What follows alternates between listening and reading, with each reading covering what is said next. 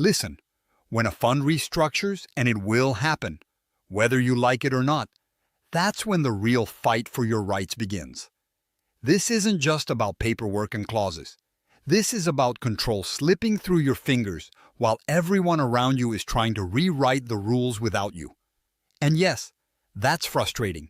It's infuriating because you know what's at stake: your investment, your influence, your future.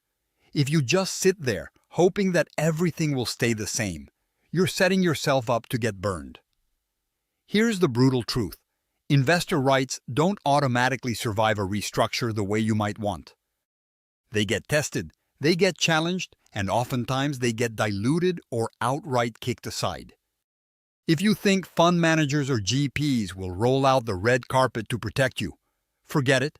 They're focused on what's easy for them, not what's best for you. You have to be the one who anticipates the dirty tricks, the gray zones, and the loopholes where your rights get wiped out without a word. Step 1. Don't wait for the announcement. The moment whispers about restructuring start circulating, you need to dig into your fund's governing documents like a detective hunting for how your rights hold up. Look for provisions around amendments, consents, force majeure, or any vague language management might exploit. If you don't know this inside out, you're vulnerable. And vulnerability in this game means losing leverage. Step 2. Get aggressive with your fellow limited partners. Restructuring is a nightmare if you're alone. It turns into a tug of war where the loudest, most informed, and most united group wins.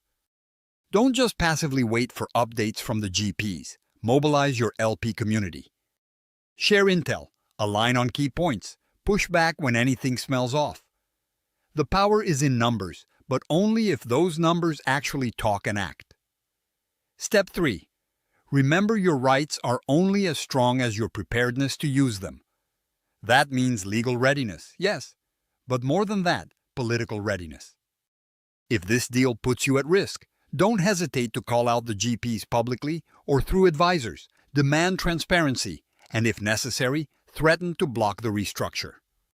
Far too many investors shy away from confrontation thinking, "I'm just a small fish." Newsflash. If you don't flex, you get stepped on. Here's the kicker most don't know. Restructuring can force you to accept new terms, sometimes worse ones, but you have tactics to counter this. Demand clear milestones, cap your downside, or push for exit rights if you smell that the structure is turning toxic. Never let a restructure turn you into a passive bystander. Fight for carve-outs that protect your distributions, voting rights, and information access. If they offer you silence in exchange for acceptance, refuse it. And don't buy the lie that you can't fire a GP or vote down a restructure. It's not common, sure, but it's your power. If you've prepared early, gathered allies, and armed yourself with knowledge, you can make them reconsider. They hate uncertainty, and uncertainty is your weapon if you play it well. Finally, your mindset has to shift.